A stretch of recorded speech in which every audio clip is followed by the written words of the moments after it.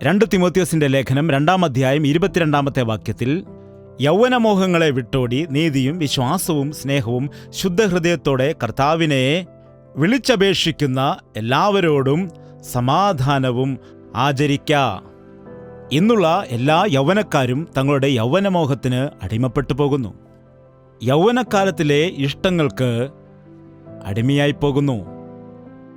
ഇപ്പോൾ ഉള്ളതായ ഈ ടെക്നോളജി അനുസരിച്ച് മനുഷ്യൻ്റെ കയ്യിലുള്ളതായ സെൽഫോണ്, ലാപ്ടോപ്പ്, ഇതൊക്കെ ദുരുപയോഗം ചെയ്തുകൊണ്ട് അവരുടെ ഹൃദയത്തെ അതുപോലെ അവരുടെ ചിന്തകളെയും നശിപ്പിക്കുന്നു. എത്രയോ ആളുകൾ ഇന്ന് മണിക്കൂറുകളോളം സെൽഫോണിൽ നോക്കിയിരുന്നിട്ട് അശുദ്ധമായ ചിത്രങ്ങളൊക്കെ കണ്ട് അശ്ലീലമായ കാര്യങ്ങൾക്ക് ഇടം നൽകി തങ്ങളുടെ ജീവിതത്തെ നശിപ്പിക്കുന്നുണ്ട്. ഈ കാലത്ത് തെറ്റായിട്ടുള്ളതായ രീതിയിൽ യൗവനക്കാർ തങ്ങളുടെ ജീവിതത്തെ, തങ്ങളുടെ ശരീരത്തെ പാപത്തിന് ഏൽപ്പിക്കുന്നു. പുരുഷന്മാർ പുരുഷന്മാരോട്, സ്ത്രീകൾ സ്ത്രീകളോട് അധാർമികമായ രീതിയിൽ പ്രവർത്തിക്കുന്നത് കൊണ്ട് ഈ കാലത്ത് സ്വവർഗ അനുരാഗികൾ കൂടി വരുന്നതായിട്ട് കാണാം. ഈ കാലത്ത് ലോകത്തിൽ എത്രയോ യുവാക്കൾ ഈ തെറ്റായിട്ടുള്ളതായ പ്രവൃത്തികൾക്ക് ഇടം കൊടുത്ത് പ്രകൃതി വിരുദ്ധമായിട്ട് പ്രവർത്തിച്ച് സ്ത്രീകളോട് സ്ത്രീകളും പുരുഷന്മാരോട് പുരുഷന്മാരും അധാർമികമായ കാര്യങ്ങൾ ചെയ്യുന്നു. ആദിയിൽ ദൈവം മനുഷ്യനെ സ്ത്രീയായും പുരുഷനായുമായാണ് സൃഷ്ടിച്ചത്. എന്നാൽ മനുഷ്യൻ ദൈവത്തിന്റെ വഴി വ്യതിചലിച്ചു. ഉൽപ്പത്തി പുസ്തകത്തിൽ കാണുന്നത് പോലെ പാപം കൊണ്ട് നിറഞ്ഞിരുന്നു. സൊദോം ഗൊമോറയിലെ ആ സാഹചര്യം ഇന്നുള്ള ലോകത്തിൽ നമുക്ക് കാണുവാൻ കഴിയുന്നു. ഇത് കർത്താവിന്റെ വരവിന്റെ സൂചനയാണെന്നും നമുക്കറിയാൻ കഴിയും. നോക്കൂ, ലോകത്തിലെ നിയമങ്ങളല്ല ഏറ്റവും പ്രധാനപ്പെട്ടത്, ദൈവത്തിന്റെ നിയമങ്ങളെ നാം അനുസരിക്കുന്നുണ്ടോ എന്നതാണ്. ഭരണ സംവിധാനങ്ങളും കീഴ്വഴക്കം അനുഷ്ഠിച്ചുകൊണ്ട് മനുഷ്യന്റെ ഇഷ്ടമനുസരിച്ച് നിയമങ്ങളെ മാറ്റിക്കൊണ്ടിരിക്കുന്നു. അവരവരുടെ ഇഷ്ടമനുസരിച്ച് ജീവിക്കാൻ കഴിയും എന്ന നിയമം വരുന്നു. എന്നാൽ ദൈവം നമുക്കെപ്പോഴോ സ്വാതന്ത്ര്യം നൽകി. വ്യഭിചാരം ചെയ്യാൻ പാടില്ല എന്ന് ദൈവം പറഞ്ഞു. എന്നാൽ നിന്റെ ശരീരം നീ വിശുദ്ധിയോടുകൂടി സൂക്ഷിക്കുമോ, അല്ലെങ്കിൽ നിന്റെ ഇഷ്ടമനുസരിച്ച് ദുർനടപ്പിന് ഇടം കൊടുത്തുകൊണ്ട് ജീവിക്കുമോ, അത് നിന്റെ ഇഷ്ടമാണെന്ന് പറയാനിടയായി. ദൈവം നമ്മുടെ ഇഷ്ടങ്ങളെ അവന്റെ കയ്യിൽ വയ്ക്കുകയായിരുന്നെങ്കിൽ നാം ബൊമ്മകളായി മാറിയേനെ. ദൈവം അവന്റെ സ്വരൂപത്തിലും സാദൃശ്യത്തിലും നമ്മെ സൃഷ്ടിച്ചതുകൊണ്ട് അവനെപ്പോലെ ആയിരിക്കണമെന്ന് ആഗ്രഹിച്ചു. അതുകൊണ്ടാണ് അവൻ സ്വാതന്ത്ര്യം നൽകിയത്. എന്നാൽ മനുഷ്യൻ ആ സ്വാതന്ത്ര്യം ദുർവിനിയോഗം ചെയ്യുന്നു. ദൈവം മനുഷ്യരെ നിഷ്കളങ്കരായിട്ടാണ് സൃഷ്ടിച്ചത്. എന്നാൽ മനുഷ്യൻ പലവിധമായ തന്ത്രങ്ങളിൽ അകപ്പെട്ട് ഇന്ന് പാപത്തിൽ വളരുന്നത് കാണുവാൻ കഴിയുന്നു. പ്രിയ സഹോദര, സഹോദരി, നിന്റെ യൗവനകാലം എങ്ങനെ ജീവിക്കുന്നു? നിന്റെ ശരീരം വിശുദ്ധമായതാണെന്ന് നീ ഓർക്കുക. നിന്റെ ഇഷ്ടമുള്ളതുപോലെ ജീവിച്ചാൽ നിന്റെ ശരീരത്തിലിരിക്കുമ്പോൾ ചെയ്തതായ കാര്യങ്ങൾക്ക് ദൈവത്തിന് കണക്ക് പറയണം. അതേ, നിയമത്തെ ലംഘിക്കുന്നവർ, ആജ്ഞകളെ അനുസരിക്കാതെ ഇരിക്കുന്നവർ ശിക്ഷയ്ക്ക് അർഹരാണ്. ഇതുവരെ നിന്റെ ഇഷ്ടമനുസരിച്ച് നീ ജീവിച്ചുവെങ്കിൽ ഇപ്പോഴെങ്കിലും പശ്ചാത്തപിക്കുകയാണെങ്കിൽ കർത്താവ് നിന്നോട് ക്ഷമിക്കും. നിന്റെ പാപങ്ങൾ ക്ഷമിക്കുന്നതിന്, ഇനിയുമേൽ പാപം ചെയ്യാതെ ജീവിക്കുവാൻ നിനക്ക് ശക്തി നൽകാൻ അവൻ ആശിക്കുന്നു. ഇതുവരെ നീ പാപത്തിന് അടിമപ്പെട്ട് ജീവിക്കുകയായിരുന്നിരിക്കാം.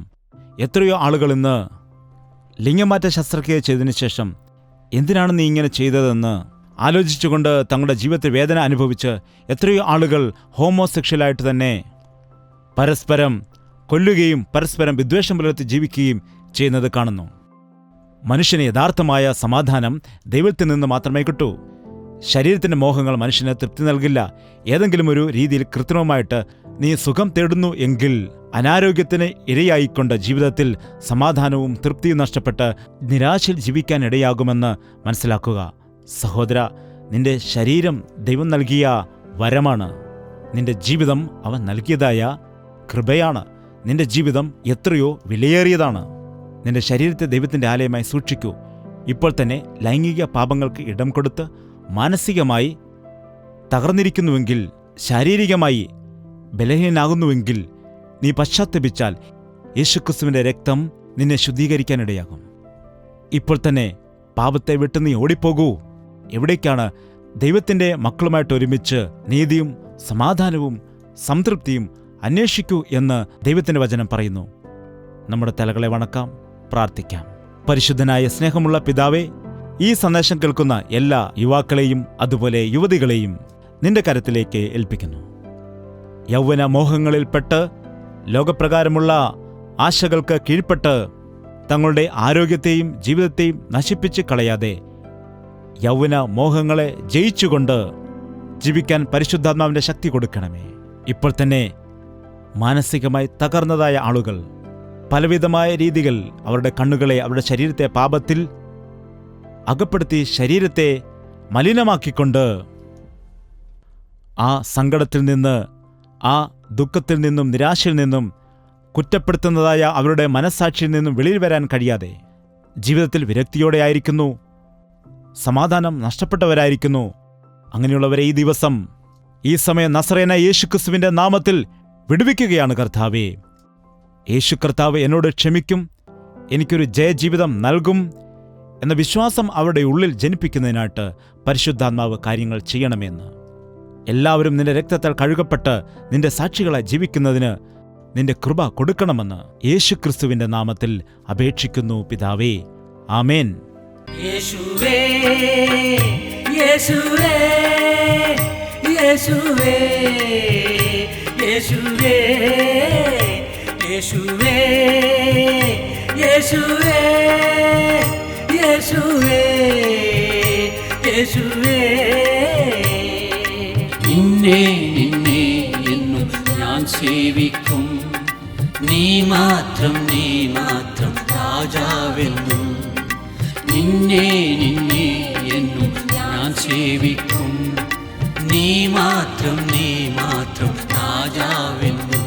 യേശുവേ യേശുവേ യേശുവേ യേശുവേ യേശുവേ യേശുവേ യേശുവേ യേശുവേ യേശുവേ യേശുവേ യേശുവേ